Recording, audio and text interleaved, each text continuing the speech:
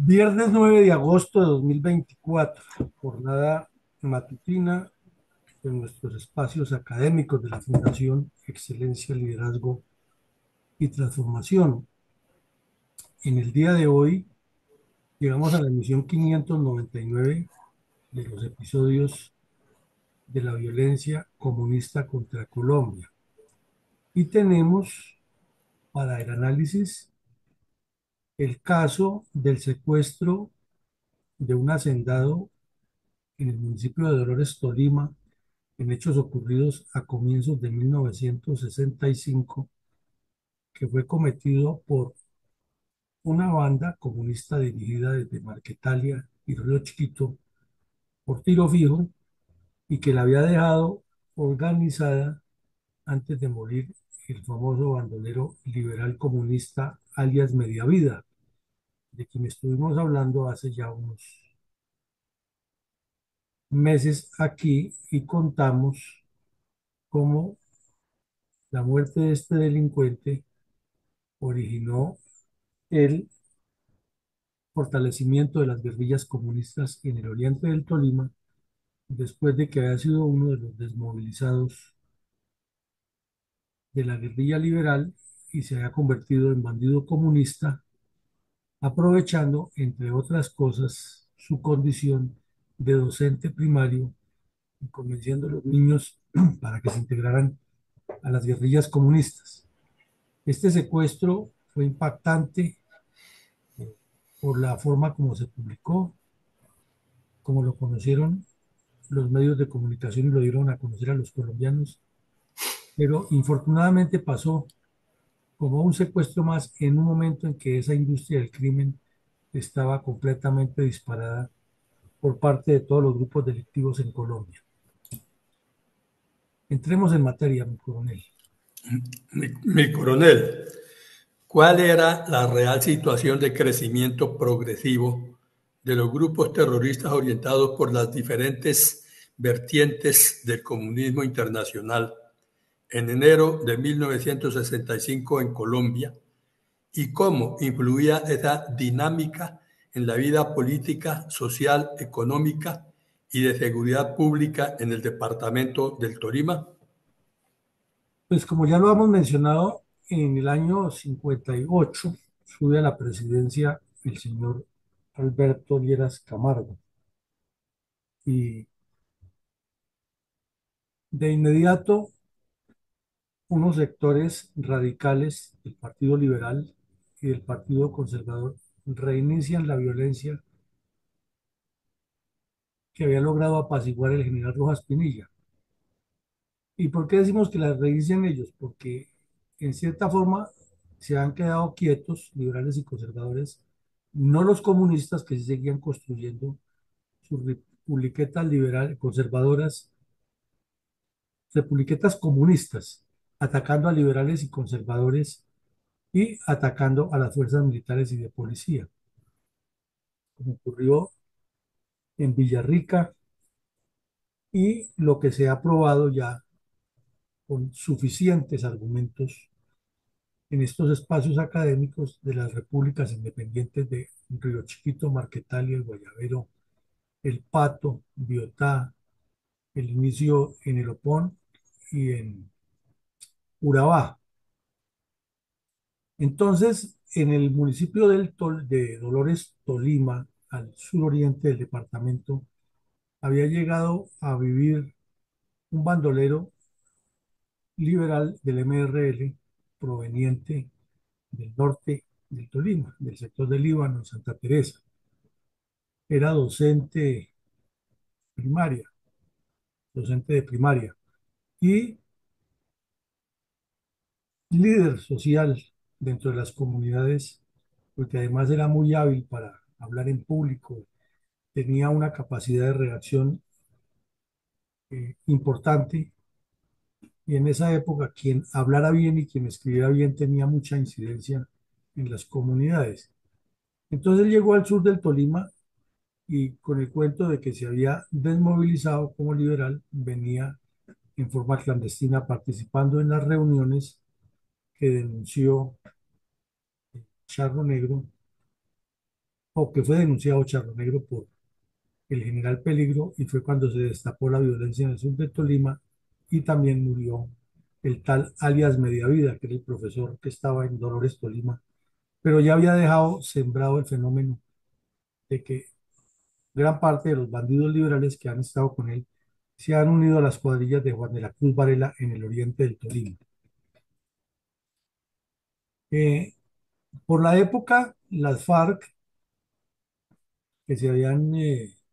organizado como guerrillas comunistas y no se habían dado exactamente ese nombre, estaban terminando de refinar los preparativos de la conferencia del Bloque Sur, que ya les da definitivamente el nombre de FARC. No es que no estuvieran delinquiendo, delinquían por montones, pero no habían definido el nombre de Fuerzas Armadas Revolucionarias Comunistas. Simultáneamente, los medios de comunicación reportaban todos los días combates o en Marquetalia, o en El Pato, o en Río Chiquito, o en el Guayabero. Era constante esa actividad. Y el Plan Lazo, como ya lo hemos dicho, se había concentrado mucho en el Valle, el Quindío, y hasta ahora estaba llegando al Tolima, pero había otros intereses del mandatario Guillermo León Valencia, muy dado a autoelogiarse y autoatribuirse éxitos que no estaban en su capacidad gubernamental ni de dirección de las fuerzas militares. Las FARC estaban preparando el ataque o el asalto, o como lo llaman otros, el genocidio en Izá, Cauca. Ese caso ya lo estudiamos aquí en la Fundación, pero siempre hay que recordarlo, que a comienzos de marzo del 65 las FARC decidieron asaltar el municipio de Izá, al oriente del Cauca, en límites con Huila, Tolima, y que en ese asalto se hizo célebre porque Tirofío y Jacobo Arenas bajaron a dos hermanas de la Caridad de un bus y las asesinaron a sangre fría y masacraron a gran parte de las personas que viajaban en el bus, que luego entraron al caserío, se robaron todo lo que pudieron, saquearon el comercio, la caja agraria, amedrentaron la población, y Jacobo Arenas echó un discurso en la plaza del pueblo invitando a todos los campesinos y residentes en el caserío que se unieran a la revolución comunista, ya que ellos representaban también y seguían los ideales de la revolución cubana. Por esa razón lo apodaron el cubano. Al mismo tiempo, todos los grupos delincuenciales que estaban en Colombia, o sea, los remanentes que quedaban de la violencia tripartidista, y los grupos comunistas que estaban naciendo, estaban disparados secuestrando personas y obteniendo grandes réditos por esa actividad criminal. Y comenzando 1965, porque esto estamos hablando del mes de enero, ocurrió también el ataque terrorista del ELN Asimacota. Y allí se anunciaron su plataforma pro-cubana y de supuesta liberación nacional. Inclusive en los medios de comunicación, como no era conocido a fondo el nombre del ELN, se habló del Frente de Liberación Nacional y se especuló un poco que habían venido guerrilleros venezolanos, que había cubanos, eh, que el grupo lo dirigía la Mona Mariela, y un montón de cosas inexactas que luego poco a poco se fueron aclarando. Y la tal Mariela sí estuvo en el asalto, pero no era la que dirigía era Fabio Vázquez. Y Gavino, que era un muchachito de 14 15 años, participó en ese asalto. Luego, las FARC asaltaron a Isaac como una respuesta del Partido Comunista a esa línea cubana que se les había adelantado. Pues las FARC necesitaban demostrar que ellos eran quienes orientaban la revolución armada en Colombia, una especie de competencia criminal siniestra para Colombia. El año 1965 comenzó con muchas noticias gruesas de orden público. Primero porque unos meses antes el general Alberto Ruiz Novoa le había dicho en un banquete al señor Valencia, palabras más, palabras menos, no era haciendo politiquería que se arreglaban los problemas del país, sino cambiando las estructuras descompuestas del bipartidismo que estaba permitiendo la violencia tripartidista, pero que nadie lo quería reconocer y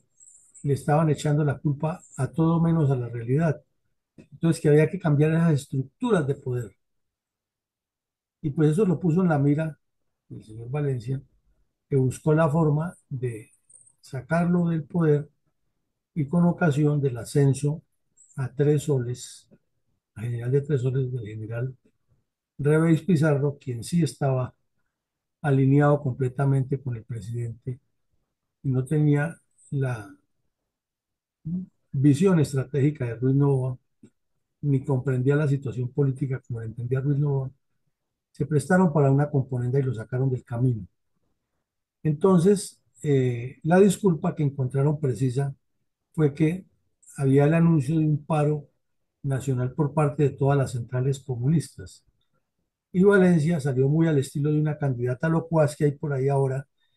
que eso la solución era sacar el ejército a repartir culata y dar plomo y todos los bandidos tenían que regresar a sus sitios y el país entraría en orden. Entonces el ministro de Guerra, que era Ruiz Novoa, le dijo, no, señor, el ejército no va a salir a darle culata a nadie, esto es un problema político, arreglen ustedes, pero el ejército no tiene por qué entrar en confrontaciones con nadie. Y eso le costó que inmediatamente se inventaran que estaba programando un golpe de Estado y el bando militar se prestó para la componenda y lo sacaron del camino. Entonces, ese paro del 25 de enero trajo más preocupaciones, lo cual terminó en que el gobierno nacional, como hemos visto en otros episodios, se sentó con los dirigentes del paro y les cedió casa, carro y beca. Y es como uno de los abrebocas para demostrar cómo la dirigencia política ha hecho parte del problema y no de la solución desde siempre. Eh, Entre tanto, esto es un punto reiterativo que hemos venido machacando todos estos días, es que los comunistas lograron infiltrar lo que se llamaban los comités estudiantiles, las asociaciones de estudiantes y la Federación de Estudiantes. No en vano, Jaime Arenas, para esa época, se había integrado al ELN, siendo el dirigente nacional estudiantil más conocido en el país y con más presencia mediática dentro y fuera de Colombia. Y sindicalistas como José Raquel Mercado se hicieron también célebres por sus posiciones frente a lo que ocurría en el país. Y religiosos de la corriente de seguidores del cura Camilo Torres y de una línea que venía desde Europa y Estados Unidos, bien afincada a partir del cuento de los sacerdotes obreros, estaban reclutando jóvenes de distintos sectores de la sociedad y todos terminaban en las guerrillas. Entonces, así comenzó 1965 y el municipio de Dolores Tolima, que en apariencia se había pacificado, volvió a ser epicentro de violencia y terrorismo comunista. Mi coronel, ¿cuál es la importancia geoestratégica del municipio de Dolores, enclavado en el suroriente del departamento del Tolima? Bueno, aquí parece que se nos borró la ayuda y no quedó colocada. El municipio de Dolores Tolima queda sobre la cordillera oriental, donde inicia la subida hacia el páramo de Sumapaz, y está enclavado al occidente sobre el río Magdalena y al oriente comienza una, un ascenso diagonal hacia Cundinamarca por las estribaciones occidentales del páramo de Sumapaz. Es una zona bastante irrigada, de una importancia capital para el desarrollo de ese departamento, de la zona y del país, porque articula la unidad que sale a Huila, Meta, Tolima y Cundinamarca, y porque ha tenido un proceso de desarrollo agrícola muy importante y posteriormente con la construcción de la represa del Prado ha tenido también como un epicentro de desarrollo de grupos ilegales que se han asentado allí y se han extendido inclusive hasta Icononso, Villarrica, eh, Cunday y todo lo que se considera como el oriente del Tolima con incidencia en Cundinamarca. Entonces, allí se asentaron las guerrillas comunistas para extender hacia el sur y unir con el Huila el trabajo que había hecho Juan de la Cruz Varela sobre esa cordillera. Y si uno mira el mapa, no es sino cruzar el río Magdalena más hacia el sur y ya está en la cordillera central, sobre el valle del Magdalena, del Alto Magdalena, en la zona de Neiva y Aipo. Entonces es la importancia geoestratégica del municipio de Dolores Tolima. Mi coronel, hay dos caricaturas de la época, publicadas por los humoristas gráficos identificados con los seudónimos de Belecefe y Mingote. Reflejan una realidad política colombiana de la época. ¿Podríamos analizarlas? Claro, ahí las tenemos en pantalla y vemos que el 6 de enero, comenzando el año 65, en medio de toda esa convulsión que había en Colombia, un caricaturista, Vélez F., publicó en El Tiempo un comentario entre los Reyes Magos Melchor y Gaspar. Y no están sino los dos, y el uno le dice al otro, malas noticias, Melchor. Parece que secuestraron a Baltasar. Entonces, eso parece un chiste como muy risible, pero es la realidad de lo que estaba viviendo el país. Ese fin de año del 64 y comienzos del 65, mientras los sindicatos anunciaban que iban a paralizar a Colombia el 25 de enero y que era un paro para tumbar el gobierno del señor Valencia, al mismo tiempo el ELN asaltaba un poblado y otras bandas criminales seguían cometiendo delitos. En el Pato los combates estaban activos con las FARC, lo mismo en Río Chiquito y Marquetalia. Entonces ese caricaturista dio a entender que el país era el que estaba secuestrado entero y que la fe católica también ya había caído en el secuestro, en el fondo dando a entender que había curitas que estaban metidos en ese negocio. Y por otro lado, vemos el consejo que le da un abuelo a un nieto, eh, volviendo a mencionar la famosa frase del general Ruiz Novoa, que le dice que cuando el niño crezca, tiene que enseñarle a los hijos que es necesario cambiar las estructuras. Con eso que él estaba diciendo, que se sostenía un esquema en el que nadie arreglaba nada y lo mejor era decirle a los niños, trasladarles la responsabilidad, cuando ustedes crezcan, ustedes son los que van a arreglar el país. Pero los adultos no hacían nada por arreglar la situación. Parecen chistes muy elementales, pero tienen un profundo contenido de lo que era en ese momento la realidad política del país y cómo la dirigencia ausente y alejada solamente por proteger sus intereses personales.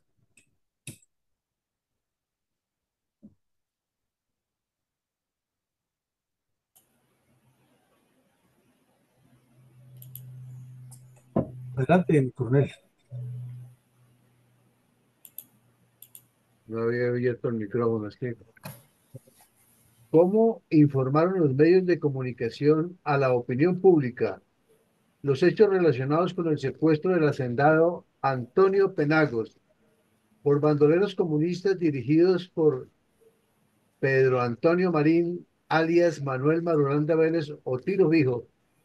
en el área rural del municipio de Dolores, Tolima, en enero de 1995? 65, 65. 1965. Como vemos en el facímil en la foto, el señor Antonio Penago ya era una persona de 65 años de edad. O sea que si analizamos fechas, había nacido con el siglo. Y era un hacendado, un campesino muy conocido en la región de Dolores, Tolima. Tenía una de las haciendas más grandes y cafetero, empleador de muchas personas. venía siendo objeto de seguimiento por parte de las batas comunistas de Tiro Fijo para secuestrarlo y finalmente lo secuestraron el día que había viajado en un vehículo de transporte intermunicipal a visitar la finca y hablar con algunos de sus clientes y empleados. Entonces lo secuestraron y de inmediato pues el país conoció la noticia por las fotos que publicaron y por las exigencias que hacían los terroristas. Pedían 300.000 pesos de la época so pena de asesinarlo. Y ese fue el mensaje que dejaron con uno de los empleados de la finca. Entonces la familia pues salió y dijo que no tenían todo ese dinero porque era mucho dinero de la época. 300.000 pesos era hablar de 1.000 millones de pesos de hoy, 2024, por lo menos. Entonces comenzó el tira y afloje y la cantidad de rumores que se tejieron alrededor del secuestro. Lo cierto es que la familia demostró y el médico familiar, el médico personal, hizo pública la denuncia de todas las limitaciones de salud que tenía el secuestrado. Pero eso pues no importaba a los bandidos. Y tenían también amedrentado a uno de los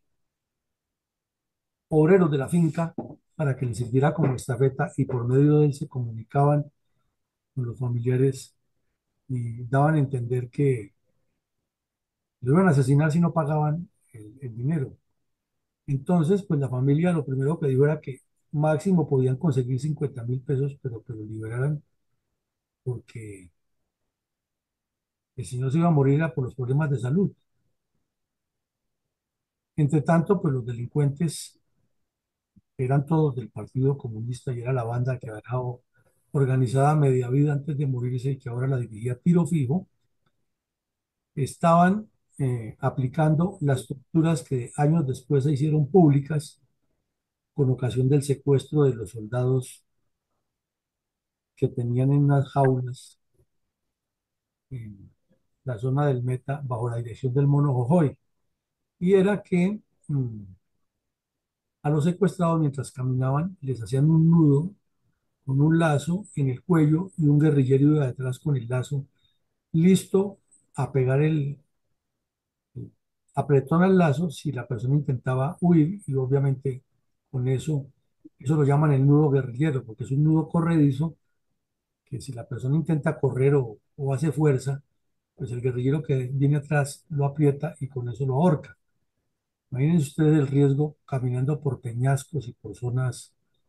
bastante quebradas y una persona ya de edad sometida a andar bajo presión por el monte y con esa tortura de ese nudo, sabiendo que en cualquier momento se puede caer o resbalar y lo podía matar, entre comillas, accidentalmente. Entonces, esa fue la primera información que se conoció, que lo tenían amarrado con ese nudo y que el estafeta, como lo llamaron a la persona que tuvieron de intermediario entre él y la familia, traía todas esas noticias diarias a, a los familiares en el área urbana de Dolores para que consiguieran el dinero. Al mismo tiempo, el país estaba conmovido por otro delito, y es que había un señor de nombre Martín Vargas, que era también otro campesino hacendado en el municipio de Simijaca, Cundinamarca, y Efraín González le ha secuestrado la familia en contra, y era conservador, en contra de las directivas del partido y había generado un problema interno dentro de la dirigencia que estaba ya en manos del presidente Valencia tratando de buscarle solución. Entonces este par de secuestros fueron simultáneos y por eso también se decía en la caricatura que acabamos de ver que habían secuestrado a uno de los tres Reyes Magos porque era Colombia entera la que estaba asolada por ese flagelo del secuestro. Adelante, mi coronel. El coronel,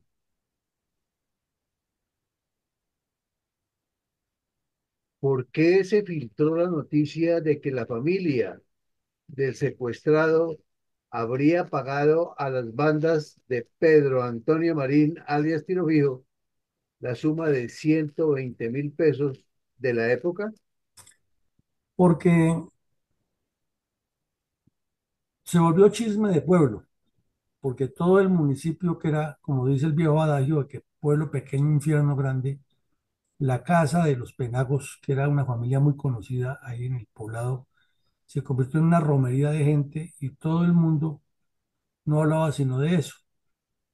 del secuestro de los Penagos, de don Antonio Penagos. Entonces, de la primera información de 50.000 pesos, se conoció que la familia había hablado con el gerente del banco cafetero para que les armara una tula con 120.000 pesos, que era todo lo que podían conseguir entre cuentas bancarias y préstamos que les habían hecho unos compradores de productos agrícolas, consignándolos directamente a esa cuenta. Entonces, pues los cajeros, los funcionarios del banco y tantas personas que terminaron implicadas en la liberación del señor, le contaron a uno y ese le contó al otro y rápido se supo que la familia había conseguido ya 120.000 pesos y que estaban en los tratos finales, porque además el sacerdote del pueblo estaba mediando para que no lo fueran a asesinar y había ido hasta el área rural y por medio de esta feta había tomado contacto con uno de los bandidos y le había pedido que se comprometieran a no asesinar a don Antonio Penagos. Entonces la información se conoció de esa manera. El coronel, ¿qué sucedía entre tanto con el secuestro múltiple de la familia Vargas, de filiación conservadora, natural del municipio de Simijaca, Cundinamarca, y cercana al entonces presidente Guillermo León Valencia? Hecho criminal ordenado por el bandolero conservador Efraín González Telles, alias Siete Colores, a una de sus cuadrillas. Pues mi coronel, basta con mirar los hechos que sucedían coetáneamente, simultáneamente, para entender que infortunadamente desde hace muchos años en Colombia eh, el desgobierno y la falta de claridad de los gobernantes ha mantenido al país en un permanente vilo y en una situación de ajetreo que es prácticamente inenarrable, porque pongámonos en los zapatos del ministro de Guerra, del director de la policía, del comandante del ejército en ese momento. Secuestro por parte de Efraín González, que era conservador, de una familia muy cercana al presidente por el tema del apoyo financiero para las campañas conservadoras, pero al mismo tiempo unos sectores de la curia que eran conservadores, eh, que eran amigos del presidente, desde luego, pero también amigos del bandido que estaba causando daños al país en nombre de ese partido, que era Efraín González. Secuestro de un industrial, perdón, de un hacendado en el Tolima muy conocido por parte de las bandas de Tiro Fijo. 4 republiquetas independientes armadas hasta los dientes en combates con el ejército. Secuestros urbanos, porque había muchos en ese momento en Bogotá, Cali, Barranquilla, Medellín, Bucaramanga, Cartagena. Ya estaban de moda los secuestros y eran reiterativos. Y los dirigentes políticos, en una eh, voracidad por el latrocinio del presupuesto y de ubicación de sus amiguetes en los cargos sin mirar la realidad del país. El presidente Valencia, ensoberbecido con el cuento de que él era el que había desarrollado el plan Lazo, minimizando a las fuerzas militares, y él era ante todo por encima del resto de la institucionalidad. Y en el Valle, el Quindío, El plan Lazo estaba llegando a su final, no por decisión del mando militar, sino por la politiquería del presidente y los gobernantes y la violencia igual de desatada con unos remanentes de violencia tripartidista. Y lo que quedaba de las guerrillas del MRL dando el paso hacia el comunismo, entonces la situación no era sencilla. Y respecto al secuestro de la familia Vargas, se armó todo un novelón porque Efraín González al principio lo negaba, el presidente de una u otra manera le exigía, no le podía decir públicamente que los dos somos del mismo partido, pero por medio de sus emisarios, presionando a los curitas conservadores de Chiquinquirá y alrededores para que obligaran al bandido a soltarlos. Y entonces comenzó otro novelón de esos que ha habido en Colombia, que había aparecido el carro, que no ha aparecido, pero que ya han liberado a uno de esos, que eh, el bandido pedía unos medicamentos, que pedía una gran suma de dinero, pero que sí lo iba a soltar, pero que no lo iba a soltar, que estaban en Pauna, que estaban en Coscuez, que estaban en Borbur, pero que no, que eso no estaba comprometido con los esmeralderos. O sea, toda una película que los habían llevado para el territorio Vázquez en Magdalena Medio, que había sido la banda de Efraín González, pero sí, que no ha sido él porque estaba huyendo disfrazado de peón en una finca en Venezuela. No podía ser él porque esos eran unos conservadores muy amigos, y entonces los liberales aprovechando para echar eh, eh, leña al fuego que no estaban cumpliendo los conservadores con el pacto del Frente Nacional, el señor López Miquelsen aprovechando el papayazo para decir que él era la solución para el país. O sea, un enredo similar a los de ahora. Adelante, mi coronel. ¿Cuál fue la versión inicial publicada por los medios de comunicación acerca de la liberación del señor Antonio Penagos por parte de los bandoleros comunistas?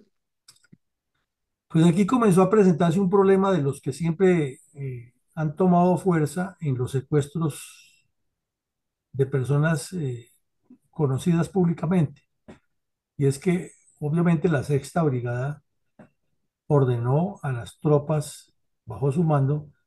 iniciar la operación contundente para localizar a los bandidos y rescatar al señor Penagos, pero la familia y los dirigentes políticos de la región y del departamento comenzaron a interceder que no, porque de pronto moría, que ya los bandidos habían dicho que si el ejército lo intentaba rescatar lo asesinaban, que mejor se quedaran quietos, y sin embargo, pues el ejército siguió desarrollando la operación buscándolo para rescatarlo. Entonces, se publicó 6 días después una nota de prensa en la cual se decía que el señor había sido rescatado, en realidad fue liberado, que ha sido rescatado por los familiares, no por las fuerzas militares. Y se ratificó que la negociación hecha por medio del sacerdote y del hijo mayor con los bandidos había quedado en 120.000 pesos. Se contó inicialmente cómo ha sido el recorrido de la víctima después del secuestro, cómo eh, lo habían tenido secuestrado, en qué sitios había estado, eh, cómo se programó la actividad. Se aclaró aquí que no tenía 65 sino 73 años, que la información inicial había sido inexacta, que inmediatamente lo han sometido a unos tratamientos médicos porque había, tenía problemas anteriores y había pues soportado muchas dificultades de todo tipo durante los días que estuvo secuestrado. Entonces, pues fue una crónica completa que los medios publicaron y causó eh, mucho comentario, mucho morbo dentro de la comunidad y se conoció a nivel nacional al mismo tiempo que seguía el tema de que qué pasa con los hermanos Vargas y el secuestro era como un tema muy de moda debido a que la televisión era incipiente y lo que más utilizaban los colombianos de la época para enterarse eran los periódicos impresos, especialmente en las ciudades, y la radio, que reproducía toda esa información.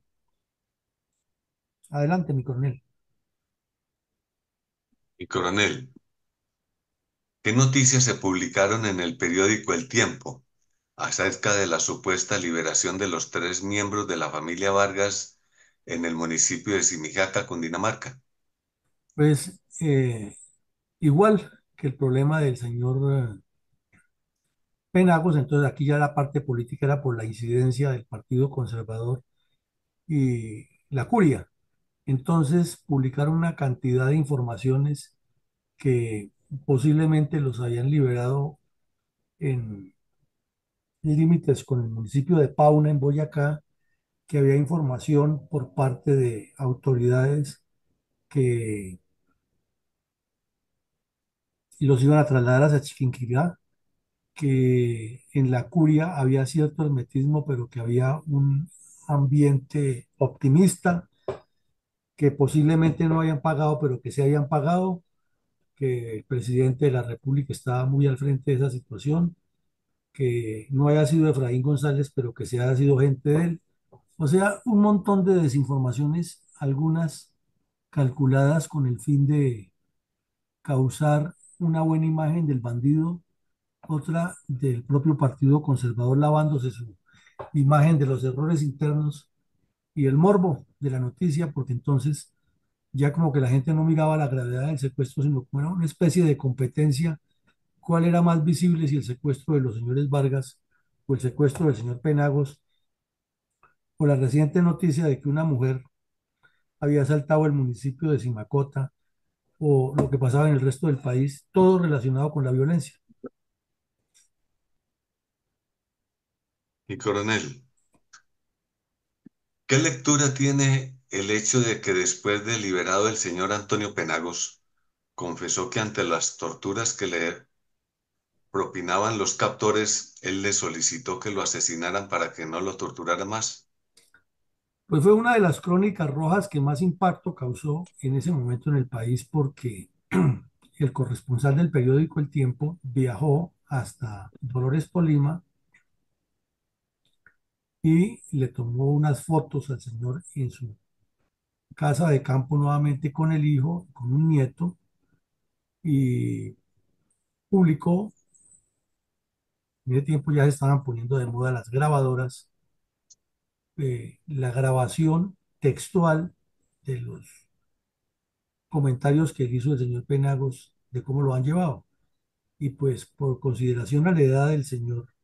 y las condiciones de lo que hablábamos del lazo con el nudo guerrillero, el maltrato que le dieron los bandidos, la amenaza permanente que le hicieron, la historia que él contó que en un momento determinado que se cansó, ya no podía caminar más, un bandido le colocó el revólver en la cabeza y le disparó al lado de la oreja, diciéndole que la cuota ya no eran 300 sino 350.000 pesos, y que si se seguía resistiendo iban a aumentarle periódicamente el valor de la extorsión, porque ellos estaban completamente comprometidos con la revolución que iba a cambiar el país. Eh, Dormían muy poco, porque a pesar de que, como dijimos, la familia insistió que el ejército no interviniera, la operación militar era cada vez más estricta, más, el cerco era más cerrado. Entonces, pues el desespero del señor era grandísimo. La única esperanza que tenía era que afortunadamente los bandidos tenían contacto con un empleado de la hacienda que nunca se aclaró si estaba haciendo parte del problema o era forzado.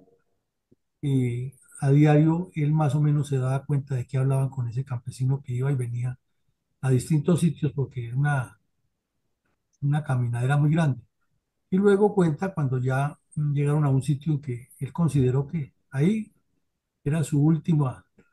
parada porque ya no daba más, no resistía. Y que se quedó con dos bandidos solamente, entonces que en horas de la noche sintió pasos que llegaban de personas y consideró que ya lo iban a matar, y ya era lo que le quedaba. Entonces, eh, de pronto le llegó la luz de vida al cuerpo cuando escuchó que la voz de uno de los dos que hablaba era el hijo, que estaba hablando con uno de los bandidos, diciéndole que había traído nomás los 120.000 pesos, que es el trato final, y estaba también, oyó la voz del sacerdote que les dijo que cumplieran la palabra, porque eso era lo que se han comprometido los delegados de los bandidos con ellos dos en la finca del gobernador muy cerca del sitio, donde se reunieron para cuadrar el precio final de la liberación del secuestrado. Entonces, iniciaron el recorrido de regreso, tuvieron que caminar toda la noche por entre el monte hasta que llegaron a un sitio donde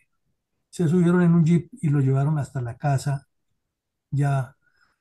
del padre, la casa cural, donde el médico lo atendió inicialmente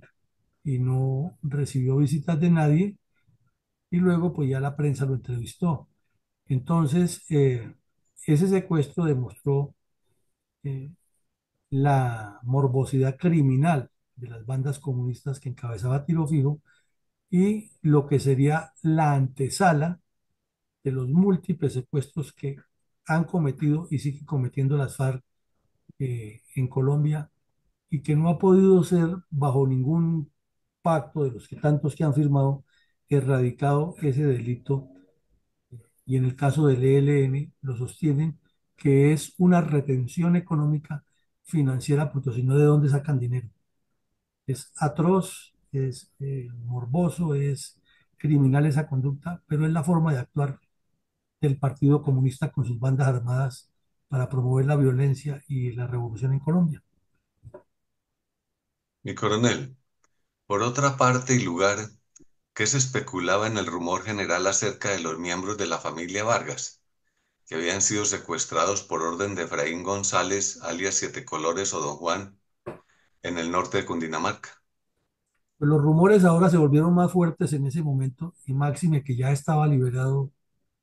el señor Penagos. Entonces se reconoció públicamente que la familia Penagos había pagado 120.000 pesos por la liberación del secuestrado. En cambio, los Vargas insistían en varias cosas. Primero, que ellos no negociaban con delincuentes.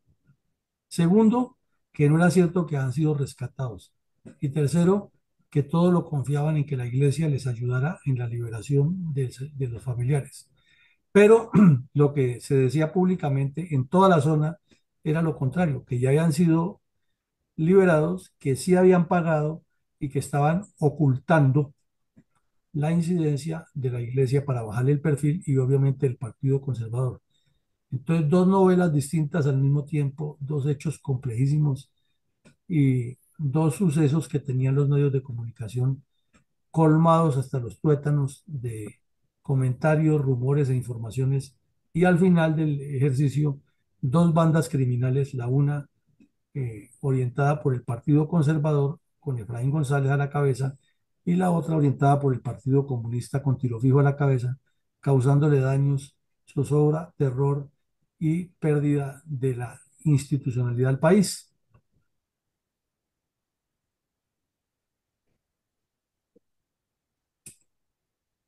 Mi coronel, ¿qué sucedía en Bogotá con otros casos de secuestros perpetrados por bandoleros liberales y comunistas? Pues que hubo la necesidad de convocar una gran cantidad de consejos de guerra por ese tema, pero muchos. Y ahí vemos en la pantalla, en el recorte de la derecha, que el comandante de la brigada tuvo que convocar un consejo de guerra en la escuela de artillería eh, contra un grupo de delincuentes que habían secuestrado a una señora de nombre Gloria Gómez de Villalba, muy conocida en la capital, y que en hecho estaban sindicados pues varios delincuentes, algunos presentes, otros capturados, y en el Consejo de Guerra habían nombrado como presidente del mismo al comandante de la Escuela de Artillería, el coronel Horacio Vallejo, que después fue general. Y entre los vocales muy conocidos estaba el entonces mayor Miguel Vega Uribe. Y el tema era que había ese secuestro y otros, y además se estaban convocando unos consejos de guerra en Puente Aranda, en la Escuela de Ingenieros, eh, donde se hacía otro juicio contra otros bandidos que estaban comprometidos en los secuestros de otras personas y también estaban entre los miembros de ese Consejo de Guerra que les correspondía investigar y fallar dos personas que después fueron muy conocidas, el general Arbeláez Caballero, que era capitán, y el general García Echeverry, que era capitán. A ellos les tocó seguir esos casos y los fenómenos eran el mismo, por secuestro. Entonces, miren ustedes los titulares de la época en los periódicos. Secuestro en el Tolima, secuestro de la familia eh, Vargas por parte de Efraín González y secuestros de familias prestantes en Bogotá por parte de bandas delictivas relacionadas con el MRL y con los comunistas y el ejército dedicado a combatirlos en el monte y a juzgarlos en las ciudades. Entonces, sobrecarga de procesos, sobrecarga de trabajo y al final, cuando pasaba el estado de sitio, porque eso era por periodos que se decretaba, los expedientes todos para la justicia ordinaria en un eterno va y viene que nunca condujo a que la justicia cumpliera y por eso el secuestro también tomó mucha fuerza, que los bandidos sabían que una cosa era lo que los condenaba el Consejo de Guerra y otra la que lograban con los abogados corruptos eh, y los leguleyos que los sacaban pronto de la cárcel porque le ha faltado la coma al expediente, porque era que el presidente del Consejo de Guerra había ordenado la apertura sin que todavía se hubiera sentado el el defensor y hubiera dicho que sí aceptaba que se iniciaba la sesión ese día porque le faltó una fotocopia a uno de los expedientes, porque es que el juez lo regañó por un poco de pendejadas que siempre se inventaban y se salían por las ramas y sacaban libres todos los delincuentes. Mi coronel, mientras en Bogotá, el eje cafetero, el Valle y el Tolima florecían los secuestros, ¿qué actividades terroristas estaba desarrollando el ELN en Santander? Pues, pero aquí vemos también una foto y es que en Pereira, en el batallón San Mateo, fueron condenados 8 bandidos del MRL por el secuestro de un niño. Ahí están las fotos de esos delincuentes. Eh, y curiosamente se ve el fenotipo que era muy común en esa época, era eh, los rostros de esos delincuentes, todos tenían apariencia de gente de la peor laya. Entonces, mientras se hacían esos consejos de guerra y ocurrían esos hechos en distintas partes del país, y eran noticias permanentes con los comunicados de prensa que publicaban los comandantes de las brigadas donde estaban ocurriendo esos procesos judiciales. El periódico El Tiempo, como ya lo hemos mencionado, publicaba esta noticia en primera página y esas fotos de los bandidos del ELN que asaltaron a Simacota, Santander, y que habían anunciado que no era el único hecho y que además desde distintos sitios en el país se estaba llamando a algunas personas por teléfono a los medios de comunicación, especialmente las emisoras nacionales y regionales, a advertirle a los colombianos que ese hecho era el inicio de una acción nueva y que se atuvieran a las consecuencias, porque si la violencia tripartidista había asustado al país, ahora sí vendría la verdadera revolución que transformaría a Colombia en una nueva Cuba y que eso era una revolución conjunta, ya que la Fuerza Revolucionaria de Liberación Nacional de Venezuela estaba completamente integrada con las guerrillas colombianas. Entonces, como vemos, situación de desazón, de desorden y de amenaza latente del terrorismo comunista contra los colombianos, al mismo tiempo que el secuestro y otras modalidades de crímenes cogían fuerza, y entre tanto los gobernantes pensando en espejito, espejito, quién es el más lindo y cómo sacar a cada uno ventajas para vivir mejor.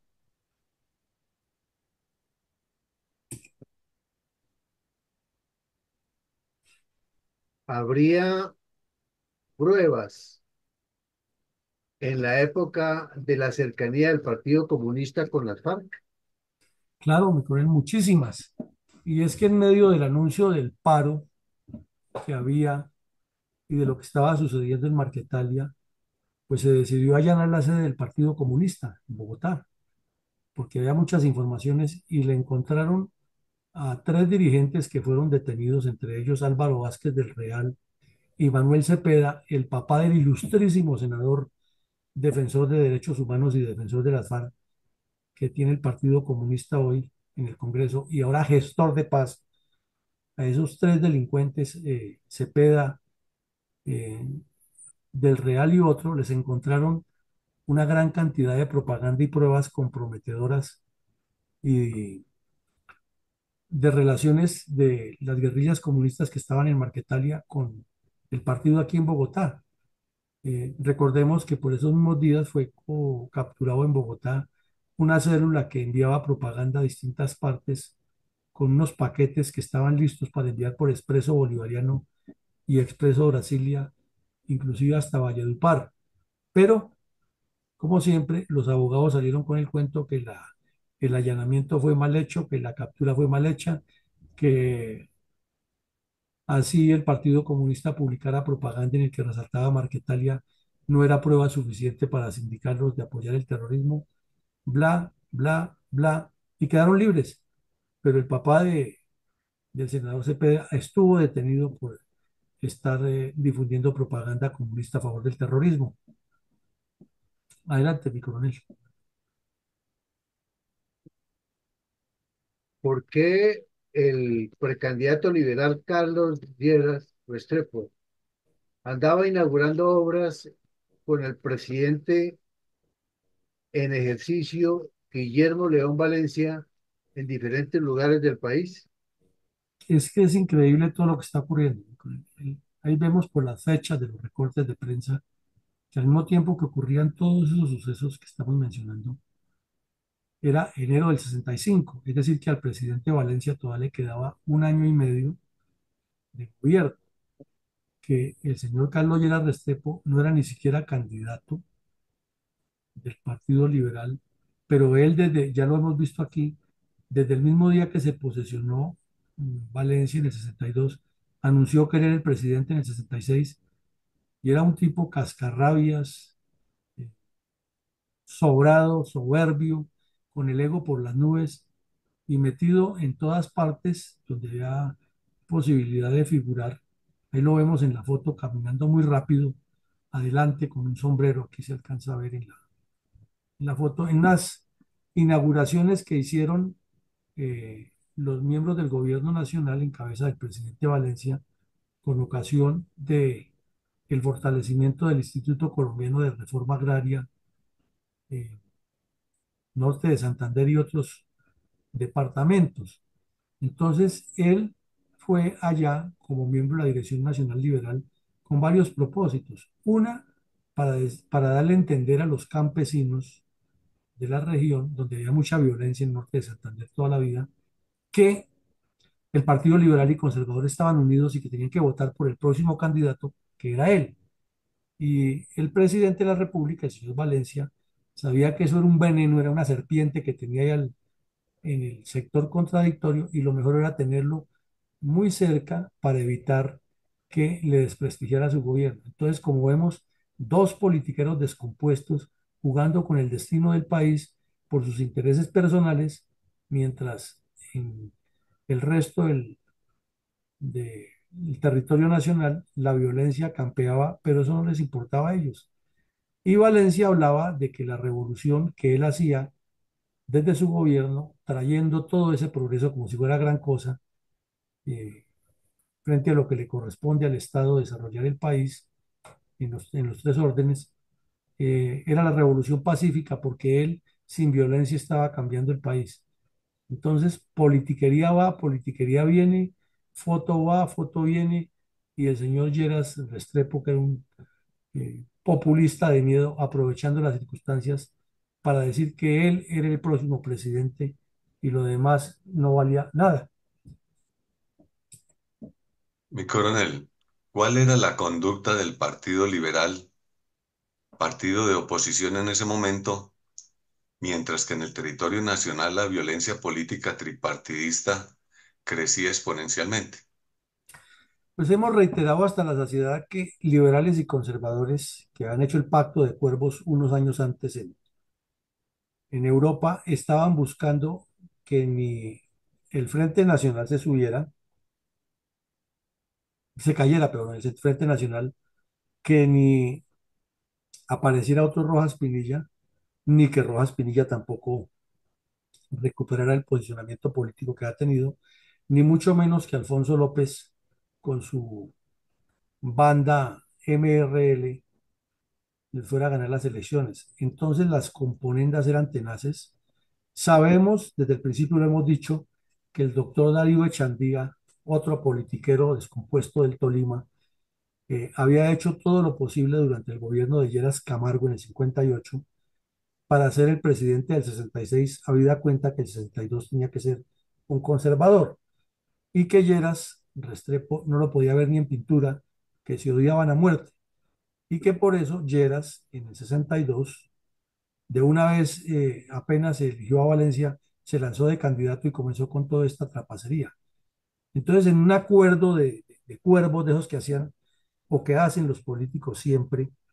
eh,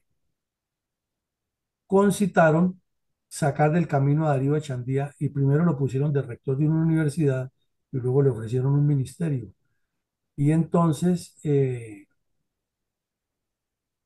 Echandía entró en franco declive y poco a poco fue perdiendo la posibilidad de que el partido internamente lo nombrara. En cambio, Carlos Lleras, que era igualitico a Vargas Lleras, porque son muy parecidos hasta físicamente, ambos enanos y montadores, como dirían coloquialmente los jóvenes, eh, utilizaba todas las argucias dentro del partido y todos los recursos posibles de la Dirección Nacional Liberal para opacar a Echandía y ser él el candidato y desde luego desconocer a Alfonso López. Entonces, cuando Echandía vio que la tenía perdida, salió y dijo, como todo politiquero descompuesto, que en un gesto de grandeza moral, pensando en la patria y en los futuros herederos de Colombia, él renunciaba a la candidatura y le daba el apoyo a Lleras Restrepo. Desde luego ya había cuadrado qué le daban, qué mermeladita le daban para seguir pelechando del poder cuando Lleras fuera presidente. Entonces, Valencia, que estaba en el poder, se prestaba para que se hicieran todas las componendas para darle publicidad a Lleras Restrepo y para opacar intencionalmente a Chandía, a quien para amarrarlo lo han nombrado rector de la Nacional, sabiendo el problema en que se le venía encima gobernar semejante monstruo donde jamás tendría contento a nadie. Y entre tanto, Álvaro Gómez Hurtado, que era el otro politiquero del otro lado, aprovechaba para echar pullas y decir que esa era la descomposición de la casta política de la que él hacía parte, ¿no? Vemos que por todos los lados Colombia no recibía sino utilitarismo de los dirigentes y el país navegando en sangre. ¿Hay alguna forma de demostrar que el Pacto Far-Santos ha contribuido a aclimatar la paz y la tranquilidad ciudadana en Colombia, en especial en el departamento del Tolima, que es uno de los territorios más afectados por el cáncer sociopolítico del terrorismo en el país?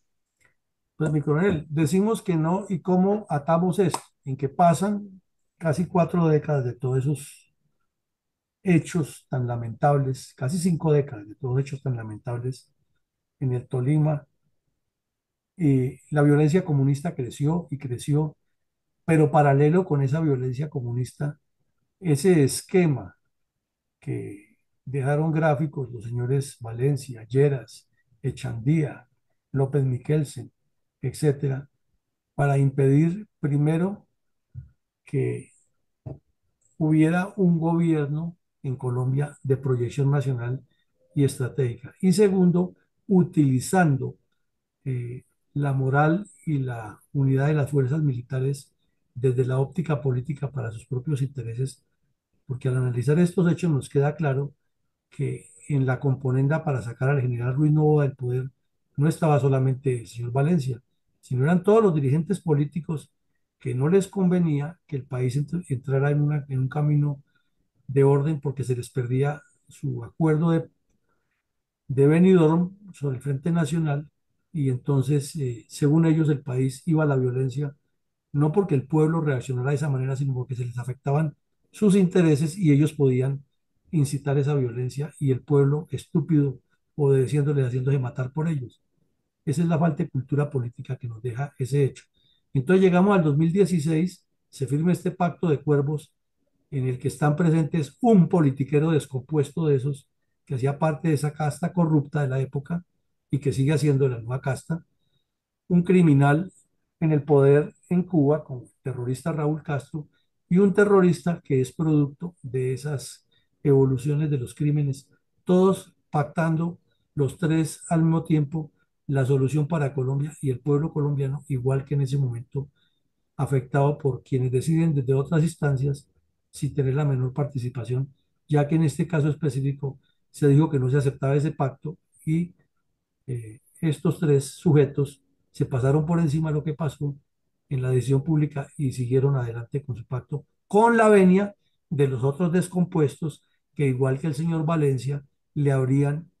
de lo que llaman el Centro Democrático,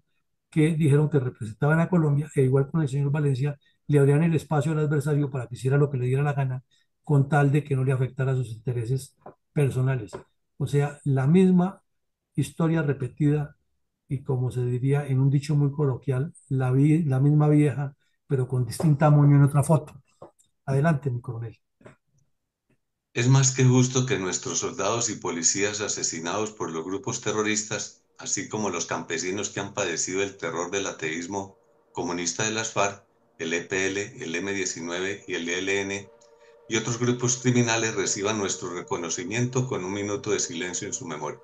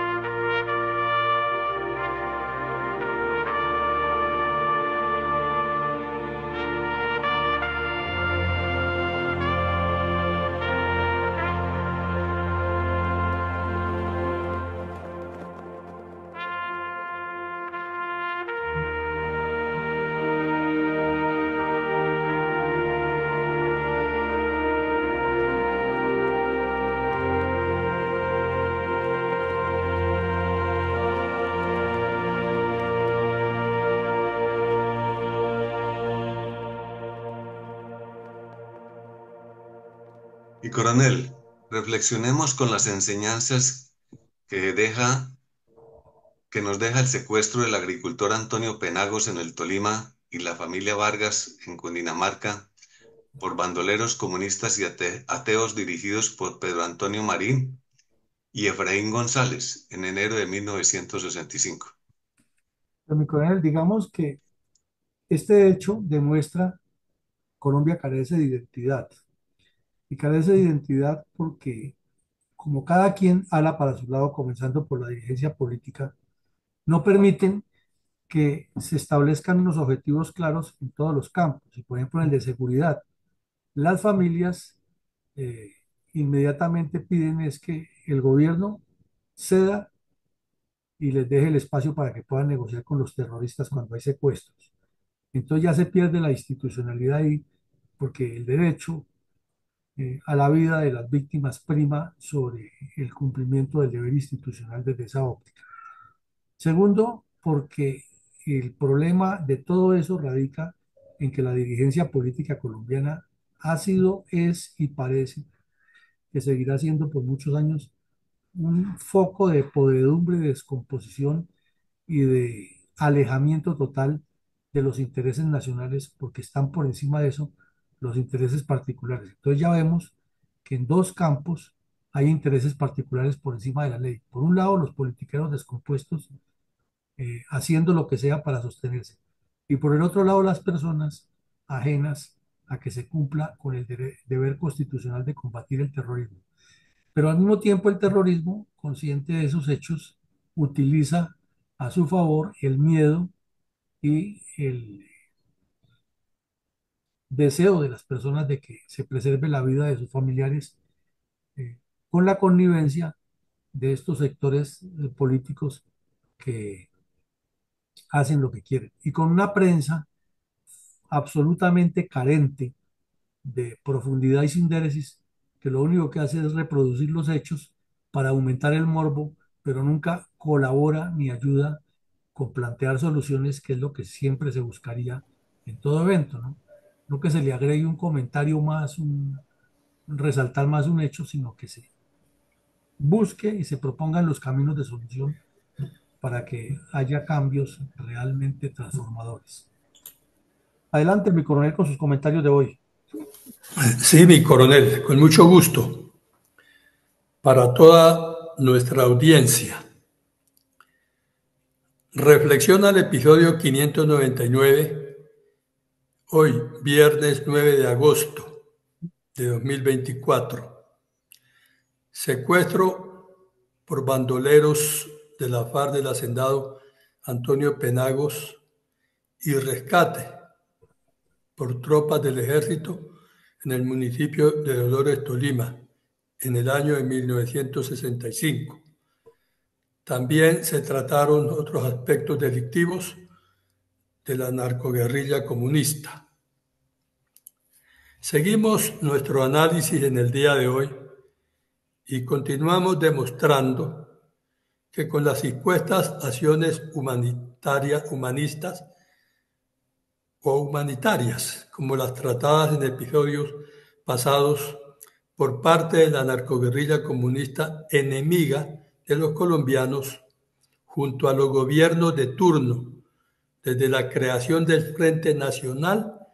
lo único que se ha conseguido es prolongar la violencia. En este episodio se ha tratado el tema del crecimiento progresivo de los grupos terroristas orientados por las diferentes vertientes del comunismo internacional. Para enero de 1965 en Colombia y hasta hoy, y su influencia en la vida política, social, económica y de seguridad pública de nuestro país.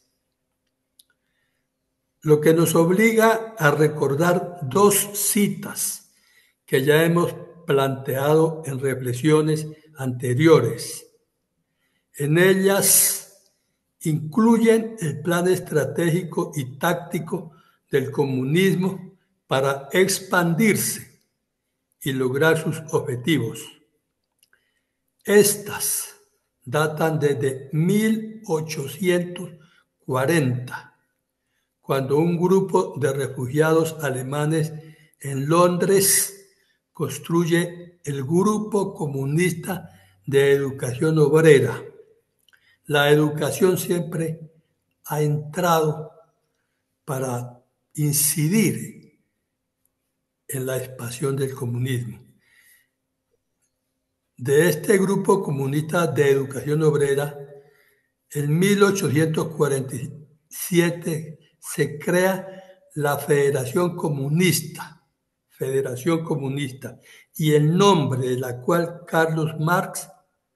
y Federico Engels publican en 1848 el célebre manifiesto del Partido Comunista. ¿Qué tiene de importancia este célebre manifiesto del Partido Comunista? Pues nada menos ni nada más que es el origen del comunismo internacional, el que lo estamos sufriendo hoy en día.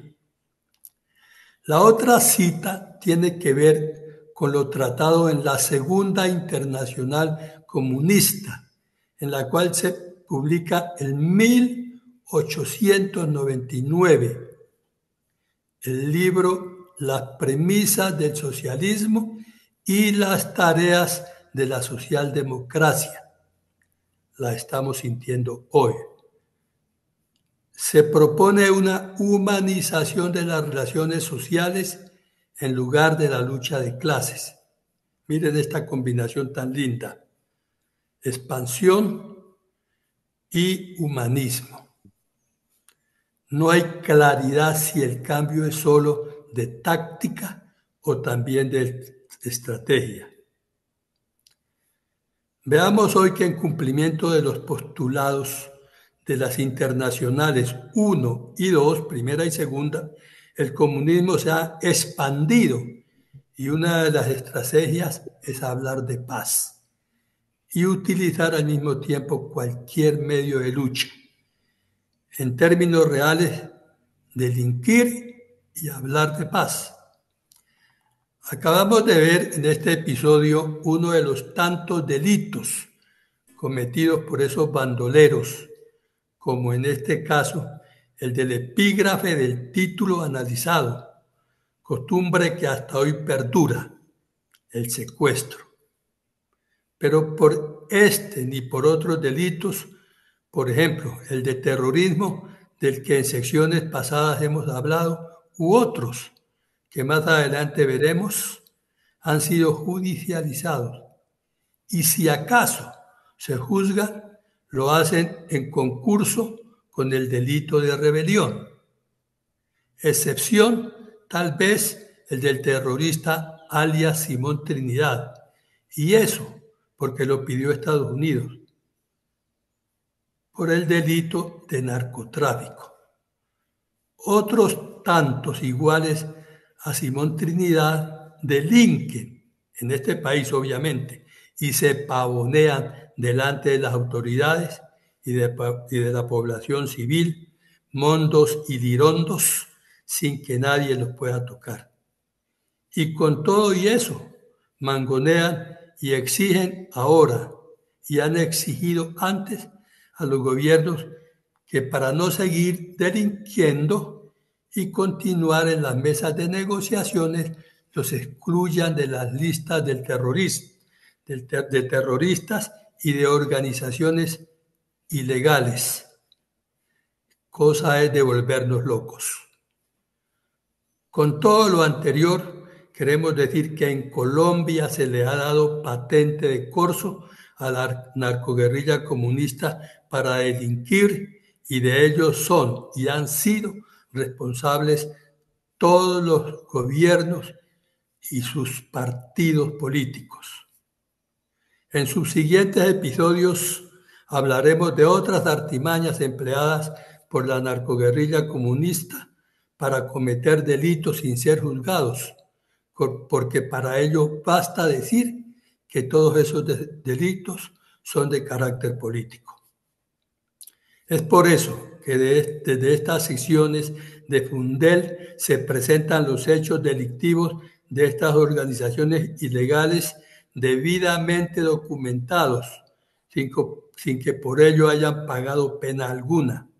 porque se ha vuelto una costumbre inveterada de utilizar los diálogos de paz para levantarles las órdenes de captura.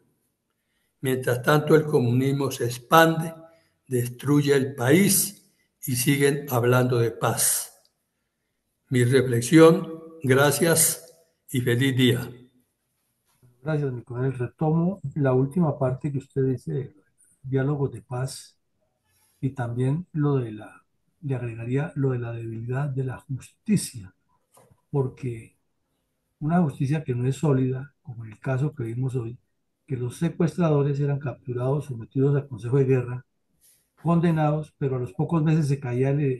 o terminaba el estatuto del